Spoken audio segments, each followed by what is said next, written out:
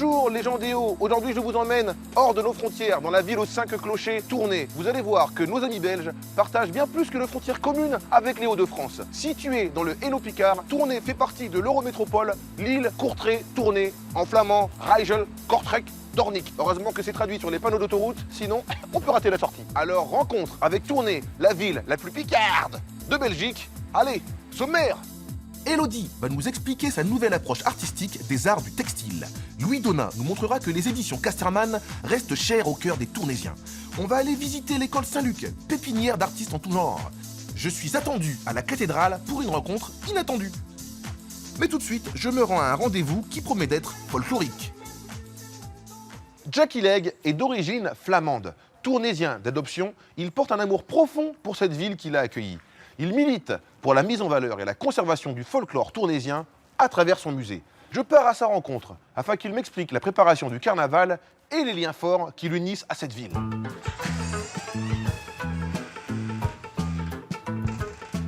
Ah, bonjour monsieur. Excusez-moi, je cherche Jackie Legge.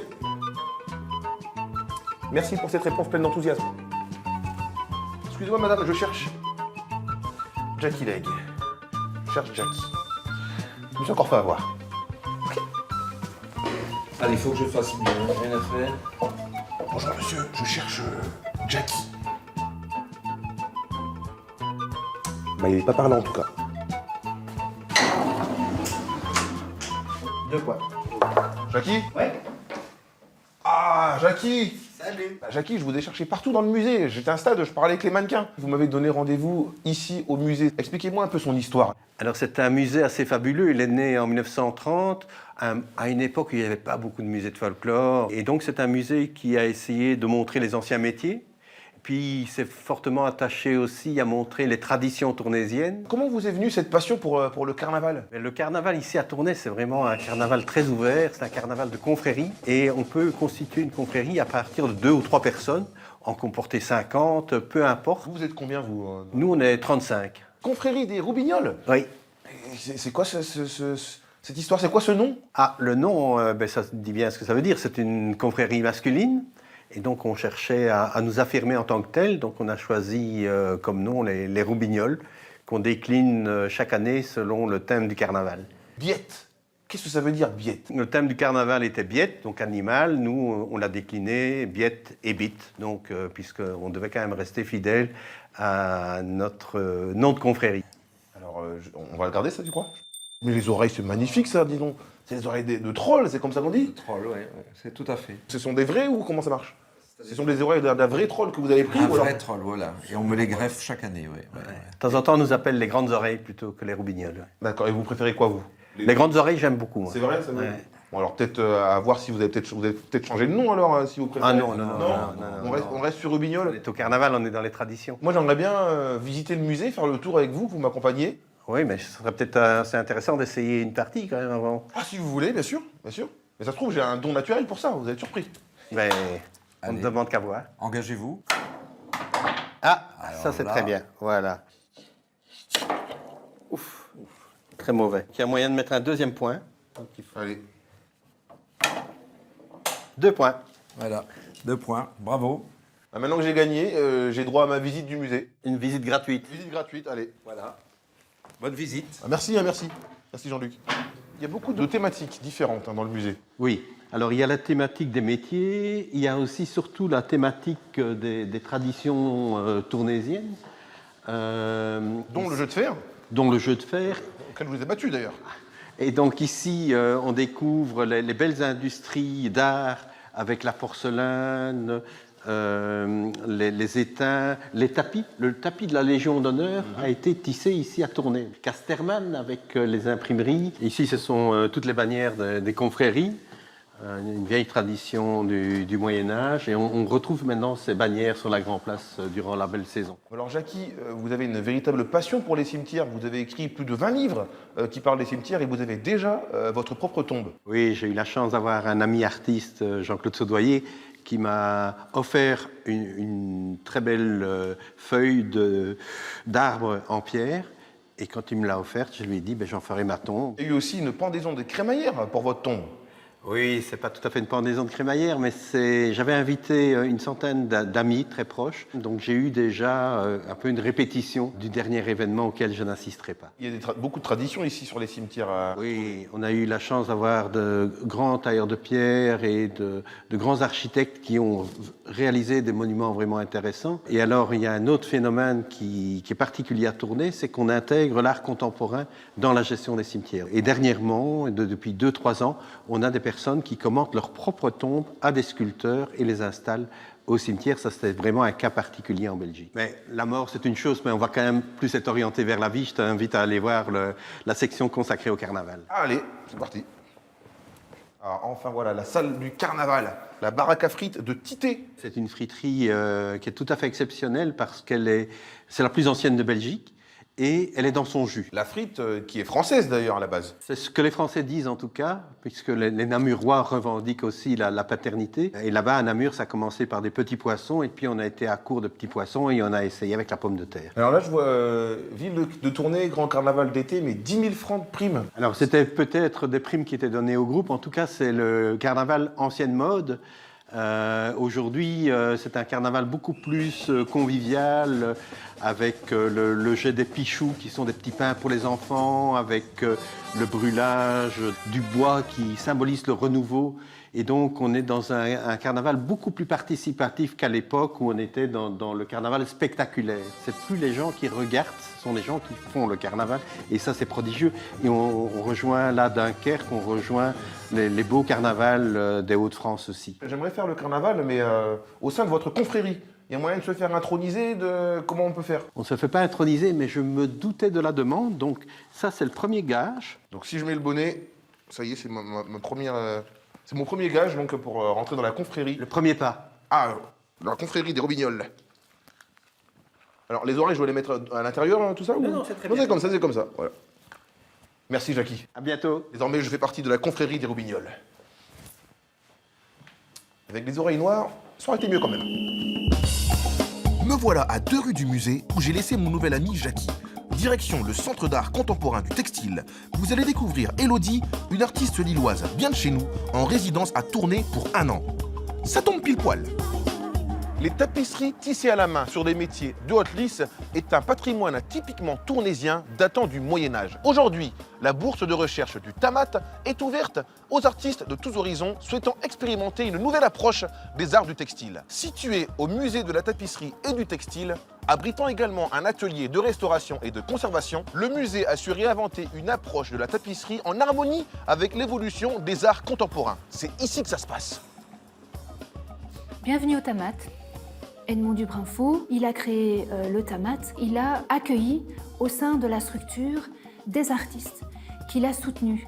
Et donc c'est comme ça que sont nées les résidences au sein du TAMAT. Aujourd'hui, TAMAT, c'est un centre d'art contemporain consacré au textile.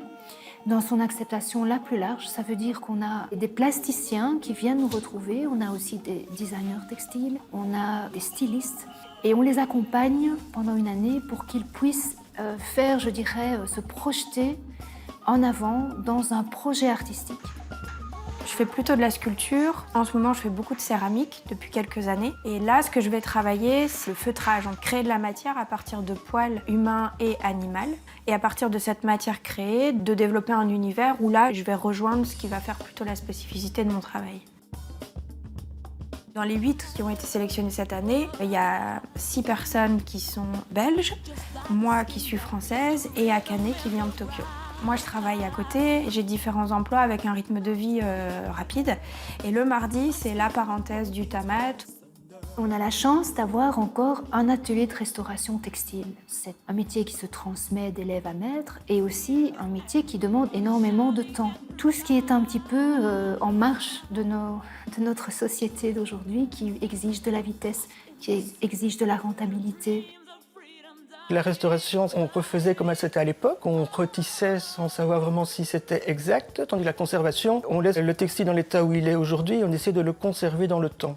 Le manteau de Charles Quint est en velours, fil d'or et fil de soie. On a travaillé pendant 6 mois sur cette pièce. Pour nous, c'était vraiment un honneur de pouvoir travailler sur une pièce d'une telle valeur.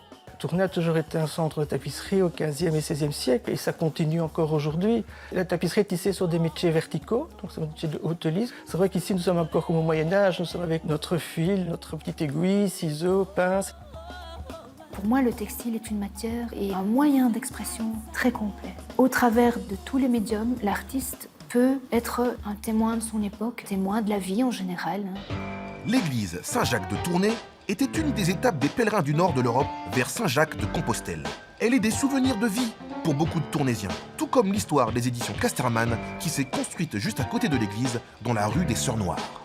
La maison d'édition Casterman a été fondée en 1776 à Tournai. Son catalogue s'est construit au XXe siècle autour de Tintin et ensuite de Martine, véritable phénomène de l'édition connu dans le monde entier. All over the world. Je vais rencontrer Louis Donat Casterman, descendant du fondateur du même nom. Alors rencontre avec l'histoire d'une maison d'édition qui alimente toujours l'imaginaire de millions de personnes à travers le monde. Eh, Patapouf, eh, c'est le même. Eh, Patapouf, eh, Patapouf, attends, oh. Patapouf, attends. Patapouf. 50 €. 50 €. Moi, je t'attends là, mon gars. Patapouf. Patapouf.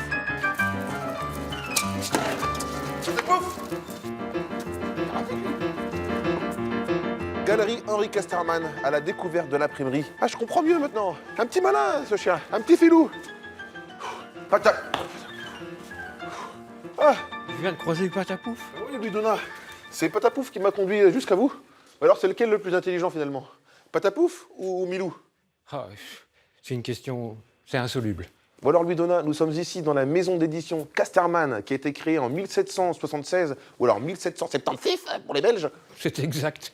L'aventure a commencé pas ici même, mais au centre-ville. Et puis, en fait, mon arrière-arrière-grand-père, au moment où l'imprimerie a commencé à se mécaniser, et avec la force motrice, avait besoin de beaucoup plus d'espace. Et donc, il a acheté un ancien couvent, l'ancien couvent des Sœurs Noires, d'où le nom de la rue d'ailleurs. Ce sont des sœurs à moi d'ailleurs. Salut, big up. Qui avait un grand jardin, il a pu bâtir toute une usine dans le jardin. Et c'est comme ça qu'a commencé l'aventure de Casterman, ici, sur ce site. On sait que les deux piliers un peu de la maison Casterman sont Tintin et Martine. Mais alors, quelles sont les origines de ces deux personnages et de leurs histoires? Tintin arrive plus tôt que Martine, il arrive avant la Deuxième Guerre mondiale, et son créateur est bruxellois, n'est pas tournaisien. Mais il est en contact avec Casterman pour d'autres travaux graphiques. Et Martine, ces deux pères, si je puis dire, l'un pour les textes, l'autre pour les images, sont deux tournaisiens. C'est mon père qui a mis sur pied la collection Farandole en 1954. Et Martine n'arrive pas tout de suite, elle arrive l'année suivante. Et il paraît qu'il y a un Martine qui a été niqué en Picard. Quand tu es d'ici, tu parles comme ici, et bien voilà, Martine et Tintin parlent comme ici. Alors, cette galerie, qui en a eu l'idée? L'idée est venue d'installer les plus belles de ces presses dans cette galerie pour qu'on garde une trace du passé. C'est toute l'évolution du métier de l'imprimerie, également de la reliure. Il y a des machines de reliure. Je vais t'emmener tantôt dans une petite imprimerie où on imprime numériquement, mais où on relie à la main. Ben, j'ai hâte de voir ça. Ah bah, Patapouf, c'est parfait ça. Non, on va le suivre, il a toujours des bons plans, Patapouf. Oh, viens ici. Ah, mon petit Patapouf. Patapouf, bonjour. Bonjour. Mais il vous connaît le chien ou comment ça marche? C'est mon chien. C'est le chien de Martine à la base. Ah bah, je suis une Martine. Bon alors, visiblement, on peut dire que Martine a retrouvé son chien alors. Oui, on peut le dire. Pour une Martine qui a perdu son chien, elle l'a retrouvé. Oui, parce En que vous effet. êt dans l'édition Oui, du Martine oui, a perdu son chien. j'ai eu l'honneur de poser pour cet album-là. J'ai été repérée par Marcel Marlier lors d'un concours de dessin auquel mon cousin participait. Vous avez repéré, vous ont regardé, Il vous avez dit, ah il vous, m'a repérée. vous allez être ma Martine. Voilà, vous allez être une Martine, où sont vos parents? Et puis un mois après, hop, une journée chez Monsieur Marlier, à tirer des clichés. Il vous prend en photo Il nous d'abord. prend en photo, oui. Et après, il nous redessine, voilà. Merci beaucoup Martine et puis Patapouf. Salut. Bon, Donat, Au revoir. on continue la visite. Oui. Nous nous rendons au bord de l'Escaut. Enfin, à quelques kilomètres quand même, pour une visite des chemins de halage, chers au cœur de Louis Donat. On ne peut pas évoquer Tournai sans évoquer l'Escaut. Je veux dire, l'histoire de la ville est intimement liée au fleuve. depuis le temps des Romains d'ailleurs. C'est une voie de communication essentielle qui relie depuis toujours le Hainaut français, Valenciennes, de toute sa région, en passant par ici et en allant vers la Flandre. Et donc c'est ici qu'est installée la petite imprimerie Oui, voilà, c'est ce bâtiment tout moderne en bois là, qui est effectivement installé le long de Ça l'Escaut. va, ils ont la belle vue quand même. Dans un chouette endroit qui s'appelle Vaux. Et ils ont effectivement une très belle vue, à commencer par celle sur les anciens fours à chaud. Viens, on va aller découvrir ça. Tiens, vas-y, entre. Merci. Bonjour. Bonjour, Marie-Bernadette. MB, Bonjour. je veux dire Oui. MB, Oui. c'est moderne MB. Ouais. Vous êtes de Tournai? Oui. Et vous avez baigné depuis votre plus tendre enfance dans l'univers de la reliure. Votre papa pratiquait la reliure? J'ai joué toute mon enfance dans cet atelier. Et je ne suis pas la seule, mon petit frère aussi. On a tous passé des heures énormes, et tout notre temps de libre, il n'y avait pas Internet. Hein. Ça m'a permis d'expérimenter des trucs et d'admirer des finitions qu'on ne connaissait pas beaucoup. Et j'ai dû retourner à l'école après pour apprendre comment démonter un livre proprement, parce que ça, je n'avais pas appris. Un petit Larousse relié par ton père, je reconnais parce que j'ai le même. Donc ça, c'est votre papa qui a relié ce... Qui a relié ce livre en faisant appel à de la technique de micelle.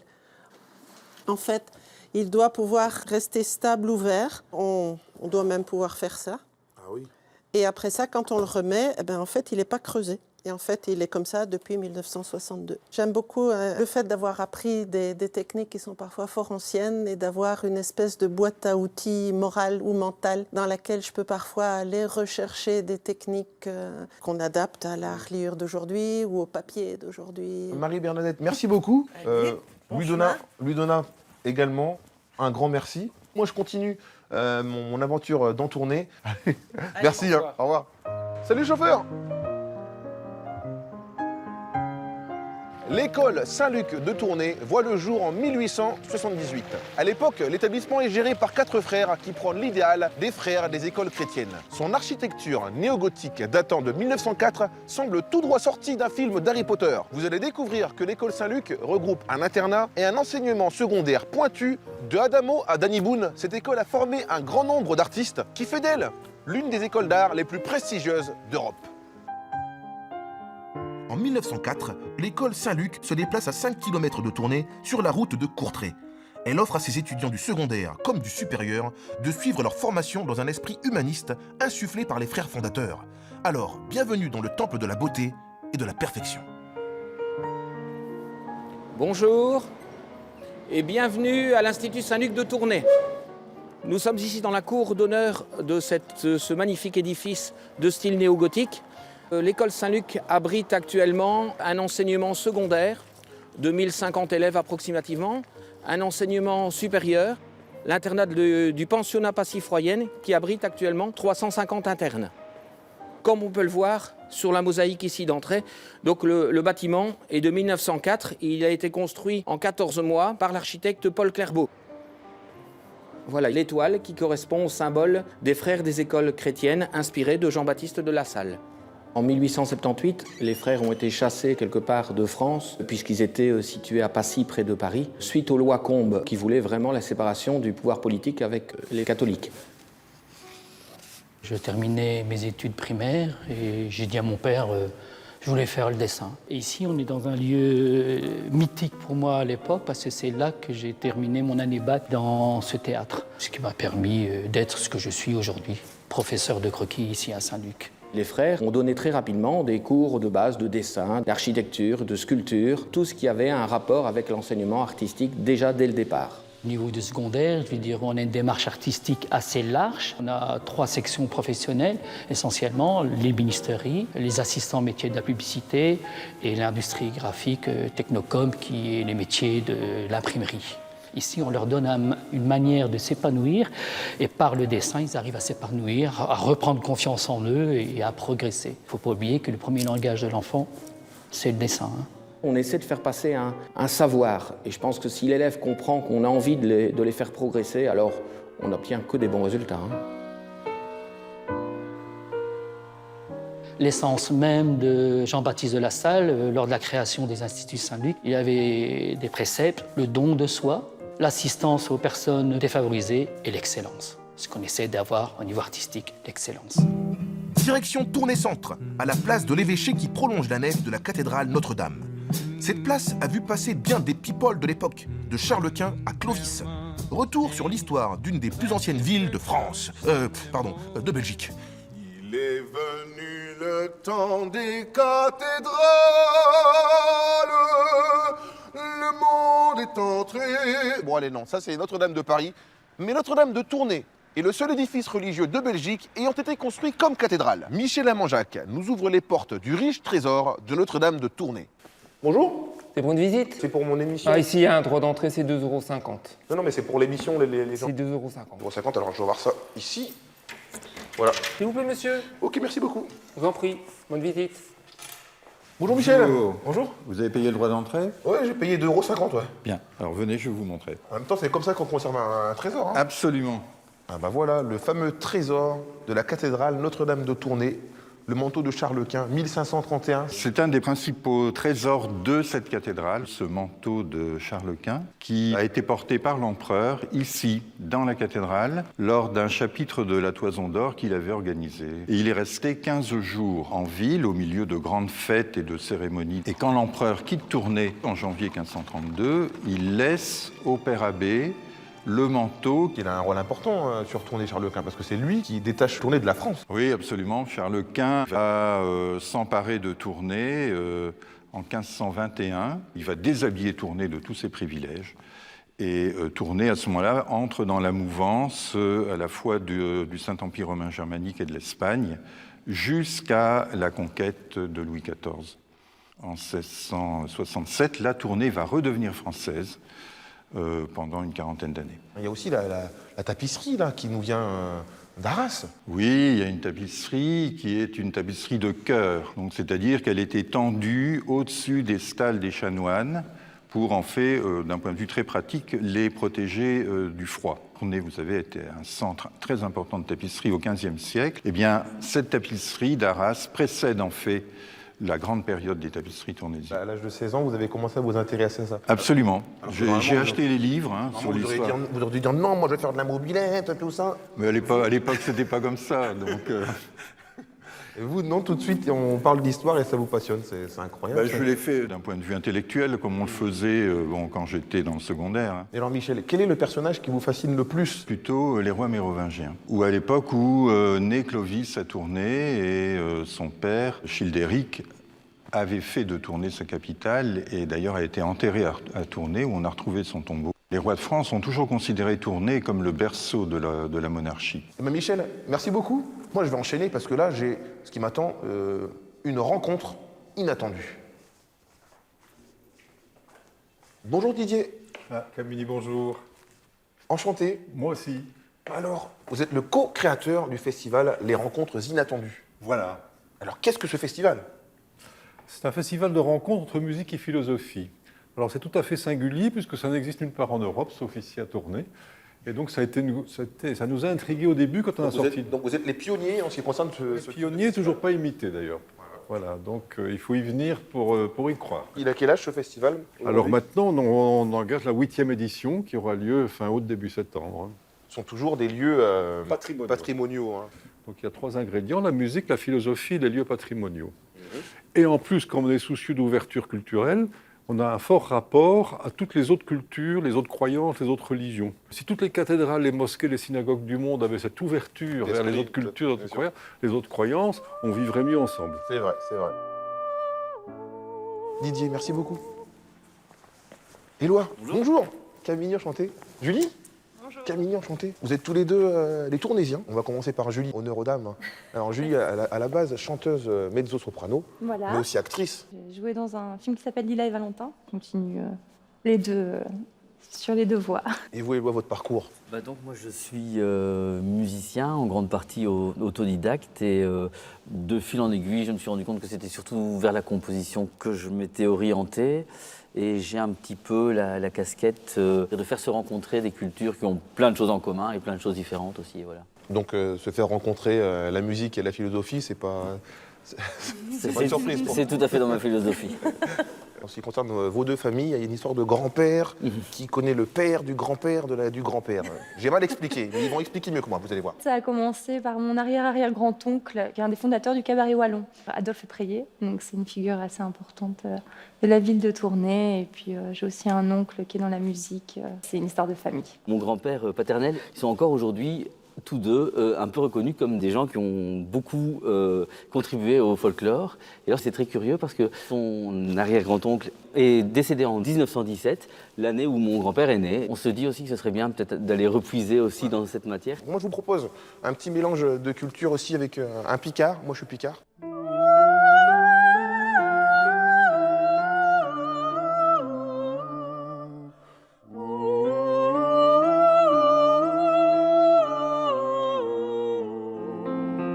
Sur cette terre, il y a ce qui mérite vie. La fin de septembre, une femme qui sort de la quarantaine, mûre de tous ses abricots.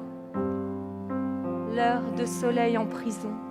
Les gens des Hauts, voilà, l'émission se termine. Bien sûr, vous pouvez la revoir sur notre site france3.fr et suivre nos aventures sur Facebook. Les gens des Hauts et d'ailleurs, à bientôt!